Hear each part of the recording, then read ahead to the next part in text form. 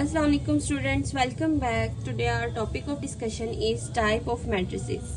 Unit 3 और उसका हमारे पास टॉपिक क्या है? Type of matrices.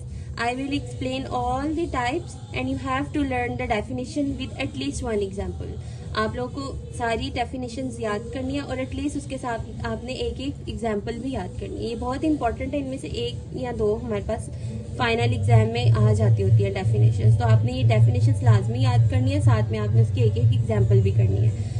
First type है हमारे पास रो मैट्रिक्स. रो मैट्रिक्स कौन सी मैट्रिक्स होती है? ऐसी मैट्रिक्स जिसमें हमारे पास सिर्फ एक रो हो, उसमें कॉलम एक से ज्यादा हो सकते हैं, लेकिन रो क्या है, रिस्ट्रिक्शन क्या है कि उसमें सिर्फ रो एक होनी चाहिए. आप एक एग्जांपल देख रहे हैं, ए मैट्रिक्स, इसमें रो एक है.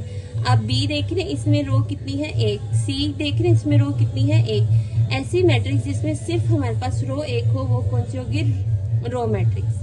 ठीक है. यहाँ पर 3 कॉलम है, यहाँ पर 2 कॉलम है, यहाँ पर 1 कॉलम. सी के अंदर एक ही कॉलम है और एक ही रो है, ये भी हमारे पास रो मैट्रिक्स है. ठीक है. और ये ए और बी, इसमें एक एक रो है, तो ये हमारे पास क्या होगी? Row matrix. नेक्स्ट है हमारे पास कॉलम मैट्रिक्स. कॉलम मैट्रिक्स ऐसी मैट्रिक्स है जिसमें हमारे पास एक कॉलम हो और रो हमारे पास एक से ज्यादा हो सकती है. आप एक एग्जांपल देखें, इसमें हमारे पास एक रो है, एक कॉलम है और रो इसमें कितनी है हमारे पास? 3. 1 2 3. ये हमारे पास 3 रो और एक कॉलम. इधर आप आए तो इधर भी देख सकते हैं, एक कॉलम है और रो हमारे पास 2 है. सी में देखें तो 1 रो 1 कॉलम. तो हमारे पास सी भी क्या होगी? Column matrix. बी भी कॉलम मैट्रिक्स और ए भी कॉलम मैट्रिक्स, क्योंकि इन मैट्रिसेस में हमारे पास एक एक कॉलम है. ठीक है. नेक्स्ट हमारे पास आ जाती है जीरो मैट्रिक्स और नल मैट्रिक्स. एक ही मैट्रिक्स है, उसके दो नाम है, जीरो और नल मैट्रिक्स. ऐसी मैट्रिक्स जिसमें हमारे पास एंट्रीज क्या होंगी? जीरो. अब आप ये देख सकते हैं एग्जांपल, इस मैट्रिक्स में सारी एंट्रीज क्या है? जीरो. इस मैट्रिक्स में भी सारी एंट्रीज क्या है? जीरो. इसमें भी जीरो. तो ऐसी मैट्रिक्स जिसमें सारी एंट्रीज जो है वो क्या होंगी? जीरो. वो हमारे पास होगी जीरो या फिर नल मैट्रिक्स. नेक्स्ट है हमारे पास स्क्वायर मैट्रिक्स. स्क्वायर मैट्रिक्स बहुत इंपॉर्टेंट मैट्रिक्स है. ये ऐसी मैट्रिक्स होती है जिसमें हमारे पास नंबर ऑफ रोज और नंबर ऑफ कॉलम क्या होते हैं? सेम होते हैं. ठीक है. मतलब कि उसका ऑर्डर जो हमारे पास मैट्रिक्स का ऑर्डर क्या होता है? m/n. तो नंबर ऑफ m और नंबर ऑफ n क्या होने चाहिए? वो सेम होने चाहिए. तो हमारे पास वो मैट्रिक्स क्या होगी? Square matrix. जैसे आप ये एग्जांपल देख सकते हैं, इसमें हमारे पास कॉलम कितने हैं? 1 2 3 कॉलम्स और 1 2 3 रोज. मतलब ये 3/3 ऑर्डर की मैट्रिक्स है. इसमें नंबर ऑफ रोज और नंबर ऑफ कॉलम सेम है, तो ये हमारे पास क्या होगी? Square matrix. नेक्स्ट हमारे पास टाइप है रेक्टेंगुलर मैट्रिक्स. रेक्टेंगुलर मैट्रिक्स ऐसी मैट्रिक्स है जिसमें नंबर ऑफ रोज और नंबर ऑफ कॉलम क्या होंगे? वो अनइक्वल होंगे. मतलब जितनी रोज और जितने कॉलम्स हैं वो हमारे पास सेम नहीं आने चाहिए. हमारे पास ये आगे ए मैट्रिक्स की एग्जांपल देखें तो हमारे पास यहाँ पर 2 कॉलम्स हैं और 1 रो है. मतलब नंबर ऑफ रोज और नंबर ऑफ कॉलम डिफरेंट है, तो ये हमारी क्या होगी? Rectangular matrix. बी में देखें तो इसमें भी हमारे पास रो और कॉलम्स क्या है? अनइक्वल है, तो ये भी हमारे पास रेक्टेंगुलर मैट्रिक्स है. अगर सी में देखें तो 2 रोज और 3 कॉलम्स हैं, तो ये भी हमारे पास क्या है? Rectangular matrix. ऐसी मैट्रिक्स जिसमें नंबर ऑफ रोज और नंबर ऑफ कॉलम क्या होंगे?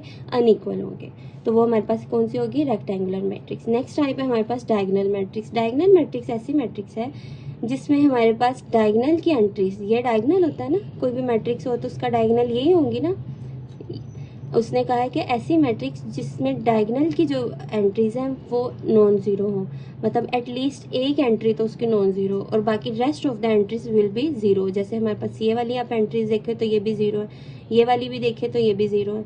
बस डायगोनल के अंदर जो एंट्रीज है ना वो नॉन जीरो होनी चाहिए और एटलीस्ट एक तो लाजमी नॉन जीरो होनी चाहिए. अगर बी देखें तो बी में भी हमारे पास डायगोनल की एंट्रीज क्या है? नॉन जीरो और बाकी एंट्रीज क्या है? जीरो. मैंने आपकी अंडरस्टैंडिंग के लिए, क्लियर अंडरस्टैंडिंग के लिए एक मैंने एग्जाम्पल भी दे दिया है कि ये आप देखें, ये हमारे पास डायगोनल होता है. ठीक है. डायगोनल के अंदर ये वाला एलिमेंट मैंने नॉन जीरो ले लिया और ये क्या लिया है? जीरो. मतलब ये भी डेफिनेशन को सेटिस्फाई कर रहा है और ये भी डायगोनल मैट्रिक्स है, क्योंकि according to definition at least 1 entry हमारे पास जीरो होनी चाहिए. मतलब कि ये वाली एंट्री जो है वो जीरो हो सकती है. ऐसी कोई रिस्ट्रिक्शन नहीं. डायगोनल, खाली मैं डायगोनल मैट्रिक्स की बात कर रही हूँ. डायगोनल मैट्रिक्स में ऐसी कोई रिस्ट्रिक्शन नहीं कि सारी ही एंट्रीज नॉन जीरो, नहीं. एटलीस्ट एक एंट्री जीरो होनी चाहिए. ठीक है. तो ऐसी मैट्रिक्स को हम क्या कहेंगे? Diagonal matrix. नेक्स्ट आती है हमारे पास स्क्वायर मैट्रिक्स. स्क्वायर मैट्रिक्स में वो कहता है कि डायगोनल के जो एलिमेंट्स हैं वो इक्वल होने चाहिए, सेम होने चाहिए. ऐसी मैट्रिक्स जो डायगोनल हो और डायगोनल मैट्रिक्स के अंदर जो डायगोनल एंट्रीज हैं वो सेम होनी चाहिए. जब आप क्या ये देख रहे हैं, इस एग्जाम्पल के अंदर डायगोनल की सारी एंट्रीज जो है वो सेम है. ठीक है। ये भी डायगोनल की सारी एलिमेंट्स सेम है, इसमें भी डायगोनल, इसमें हमारे पास है ही एक एलिमेंट, तो इसका डायगोनल भी यही है, तो इसको भी हम क्या कहेंगे, स्केलर मैट्रिक्स। ऐसी मैट्रिक्स जिसके अंदर हमारे पास डायगोनल के सारे एलिमेंट्स क्या होने चाहिए, वो सेम होने चाहिए, तो हमारे पास वो क्या होगी, स्केलर मैट्रिक्स। नेक्स्ट आ जाता है हमारे पास आइडेंटिटी मैट्रिक्स और यूनिट मैट्रिक्स। एक ही मैट्रिक्स के दो नाम है, आइडेंटिटी और यूनिट। अब इसमें वो क्या कहता है, ऐसी डायगोनल मैट्रिक्स जिसमें हमारे पास डायगोनल की जो एलिमेंट्स हैं वो 1 हो, यूनिट जो है वो 1 को ही शो करता है। हमें पता है कि जहाँ भी यूनिट की बात आ जाती है वो हमारे पास क्या होती है, यूनिट या आइडेंटिटी, जहाँ भी ये दो वर्ड्स यूज हो तो वो हमारे पास क्या शो करे कि वहाँ पर 1 होगा। तो यूनिट और आइडेंटिटी मैट्रिक्स ऐसी मैट्रिक्स हैं जिसकी, ऐसी डायगोनल मैट्रिक्स हैं जिसमें डायगोनल के एलिमेंट्स क्या होने चाहिए, 1 होने चाहिए। इन दो एग्जांपल में आप देख रहे हैं, इस एग्जांपल में भी सारे डायगोनल के एलिमेंट 1 है, इसमें भी सारे एलिमेंट्स क्या है, 1 है। तो ये 3 डेफिनेशन जो है, ये डायगोनल मैट्रिक्स, स्केलर मैट्रिक्स और आइडेंटिटी या यूनिट मैट्रिक्स, इसमें आपने कंफ्यूज नहीं होना बेटा, इसको बहुत अच्छे तरीके से आपने अंडरस्टैंड करना है। डायगोनल मैट्रिक्स में हमारे पास नॉन जीरो एंट्रीज होनी चाहिए, ठीक है, डायगोनल के अंदर एटलीस्ट एक एंट्री 0 होनी चाहिए। मैट्रिक्स, स्केलर मैट्रिक्स में आ जाए तो हमारे पास डायगोनल के एलिमेंट्स सेम होने चाहिए, वो कोई भी एलिमेंट हो सकता है, कोई भी नंबर हो सकता है, बट वो एलिमेंट्स सेम होने चाहिए। अगर आइडेंटिटी और यूनिट मैट्रिक्स की बात करें तो उसमें डायगोनल के एलिमेंट्स क्या होने चाहिए, 1 होने चाहिए। सारे एलिमेंट अगर 1 होंगे तो हम क्या कहेंगे, यूनिट मैट्रिक्स है या आइडेंटिटी मैट्रिक्स है, ठीक है। अब आइडेंटिटी मैट्रिक्स हमारी स्केलर मैट्रिक्स भी हो सकती है, इसको हम स्केलर भी कह सकते हैं, बट स्केलर को हम आइडेंटिटी मैट्रिक्स नहीं कह सकते, क्योंकि स्केलर की क्या डेफिनेशन है कि ये सारे एलिमेंट्स क्या होने चाहिए, सेम होने चाहिए, जबकि ये 1 1 1 सेम है, ये भी सेम है, ठीक है। तो हर आइडेंटिटी मैट्रिक्स स्केलर मैट्रिक्स हो सकती है, but the converse is not true, कि हमारे पास इसका जो उलट अगर हम स्केलर देखें तो वो आइडेंटिटी नहीं है, ठीक हो गया। नेक्स्ट हमारे पास आ जाता है, हमारे पास आती है transpose of a matrix.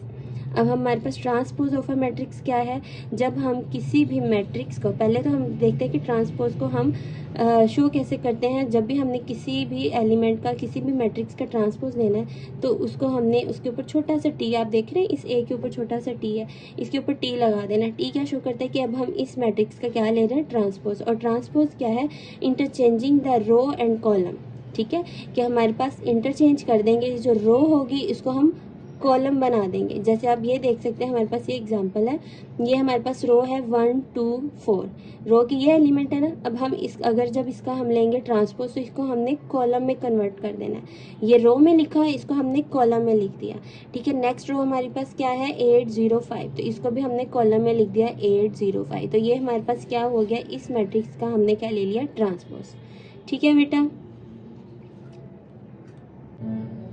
Okay बेटा, नेक्स्ट हम करते हैं 3.2। 3.2 की क्वेश्चन नंबर 1 देखा जाए तो वो क्या कहते हैं, from the following matrices identify unit matrix, row matrix and null matrix, ठीक है।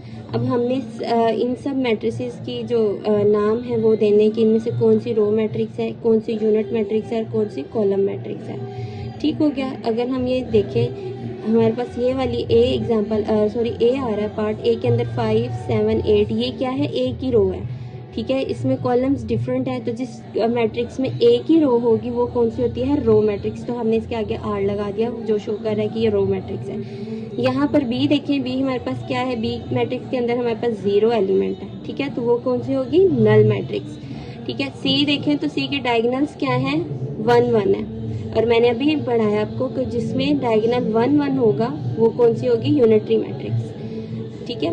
नेक्स्ट हमारे पास डी, डी के सारे एलिमेंट्स क्या हैं, 0, तो ये कौन सी होगी, नल मैट्रिक्स। ई देखा जाए तो इसमें रो 3 है और 1 कॉलम है, तो ये कौन सी मैट्रिक्स होगी, जिसमें सिर्फ 1 कॉलम होता है, वो होती है कॉलम मैट्रिक्स। अगर एफ में देखें तो इसमें भी 1 कॉलम और 3 रो है, तो ये कौन सी होगी, कॉलम मैट्रिक्स, ठीक है। नेक्स्ट क्वेश्चन नंबर 2 पे आते हैं, identify the given matrices as row column square rectangular, ठीक है। अब उसने ये हमें मैट्रिसेस दे दिए और पूछा है कि बताएं रो कौन सी, रो मैट्रिक्स कौन सी, कॉलम कौन सी, स्क्वायर कौन सी, रेक्टेंगुलर कौन सी, नल कौन सी, ठीक है। तो हमारे पास ये ए आती है, ए अगेन हमारे पास 1 कॉलम है, तो ये 1 कॉलम वाली मैट्रिक्स क्या होगी हमारे पास, ए कॉलम, ये हमारे पास होगी कॉलम मैट्रिक्स। बी देखा जाए तो बी हमारे पास क्या है, नंबर ऑफ रोज और नंबर ऑफ कॉलम सेम है, तो जिस मैट्रिक्स के नंबर ऑफ रोज और नंबर ऑफ कॉलम सेम होते हैं वो कौन सी होती है, स्क्वायर मैट्रिक्स। सी देखी जाए तो ये इसमें नंबर ऑफ रोज और नंबर ऑफ कॉलम डिफरेंट है, और जिसमें नंबर ऑफ रोज और नंबर ऑफ कॉलम डिफरेंट है वो कौन सी मैट्रिक्स थी हमारे पास? Rectangular matrix. अगेन हमारे पास नंबर ऑफ रोज और नंबर ऑफ कॉलम इसमें सेम है, तो ये मेरे पास क्या है? Scalar matrix. इसी तरह आपने बाकी देख लेनी। ये मैं देखूँ तो ये रेक्टेंगुलर मैट्रिक्स है, ये देखूँ तो ये मेरे पास क्या है? Row matrix. ठीक है, रो मैट्रिक्स और रेक्टेंगुलर मैट्रिक्स को आपने मिक्स नहीं करना। ये रेक्टेंगुलर मैट्रिक्स है क्योंकि इसकी नंबर ऑफ रोज और नंबर ऑफ कॉलम डिफरेंट है, और ये हमारे पास एक रो वाली मैट्रिक्स है, तो ये हमारे पास कौन सी होगी? Row matrix. Next question number 3 पे आ जाए, वो क्या है? Identify diagonal, scalar and unit matrix. उसने कहा है कि डायगोनल, स्केलर और यूनिट मैट्रिक्स को आपने आइडेंटिफाई करना है। ठीक है, अभी हमारे पास ये वाली ए, आप देखिए ए के डायगोनल में क्या है? ए 1 1 है, तो हमने पढ़ा था जिस मैट्रिक्स के डायगोनल में 1 1 हो और बाकी सारी एंट्री 0 हो तो वो कौन सी होगी? यूनिटरी मैट्रिक्स या यूनिट मैट्रिक्स। बी आ जाए तो बी स्केलर मैट्रिक्स होगी। क्यों? क्योंकि इसके डायगोनल के एलिमेंट्स सेम है।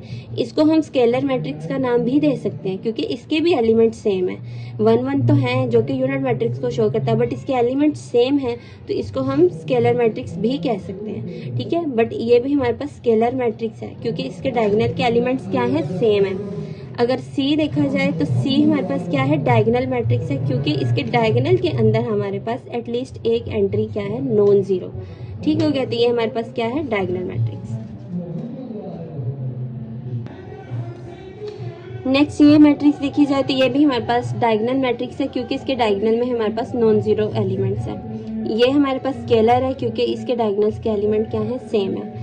नेक्स्ट क्वेश्चन है find transpose of each of the following matrices. Transpose हमने इन मैट्रिक्स का क्या करना है? फाइंड करना। और मैंने अभी आपको बताया कि ट्रांसपोज क्या होता है? Interchanging of row into column. मतलब रो जो हमारे पास होंगी उनको हम कॉलम में चेंज कर देंगे, तो हमारे पास क्या आ जाएगा? ट्रांसपोज। अगर ये वाली हमारे पास सबसे पहली मैट्रिक्स ए देखी जाए तो इसकी रोज क्या है? 2 3, तो इसकी रोज को मैंने क्या कर दिया? कॉलम में कन्वर्ट कर दिया, 2 और 3 लिख दिया। इसकी सेकंड रो क्या है? 4 और 5, तो इस तरह मैंने इसका एक और कॉलम बना दिया 4 और 5। ठीक है, नेक्स्ट बी आते हैं। बी का ट्रांसपोज लें तो हमारे पास ये हमारे पास क्या है? 3 रो है, उसको कॉलम बना दिया। 7 रो है, 7 बना दिया कॉलम में। 6 हमारे पास है तो इसको 6 कर दिया। ठीक है, तो हमारे पास ये क्या आ गई? Transpose of B. अगर मैं सी लूँ तो सी के अंदर ये हमारे पास ए की रो दी है 5 -2 -4, तो इसको मैंने कॉलम में कन्वर्ट कर दिया, तो ये भी ट्रांसपोज आ जाएगा। अगर डी देखा जाए तो हमारे पास फर्स्ट रो कौन सी है? 2 5, इसको मैंने कॉलम में कन्वर्ट कर दिया। सेकेंड रो क्या है? 3 6, इसको मैंने रो में कन्वर्ट कर दिया, कॉलम में कन्वर्ट कर दिया। हमारे पास नेक्स्ट रो क्या है? 4 7, तो इसको मैंने कॉलम में लिख दिया। तो ये मैंने सारी इंटरचेंजिंग्स कर दी, तो ये मेरे पास इनके क्या आ गए? ट्रांसपोज। अब आपने बेटा बाकी सारी एक्सरसाइज जो है ये हमने जो आज की है इसकी आपने डेफिनेशन लर्न करनी है। डेफिनेशन के साथ एटलीस्ट 1 1 आपने एग्जाम्पल भी करनी है। ठीक है, थैंक यू।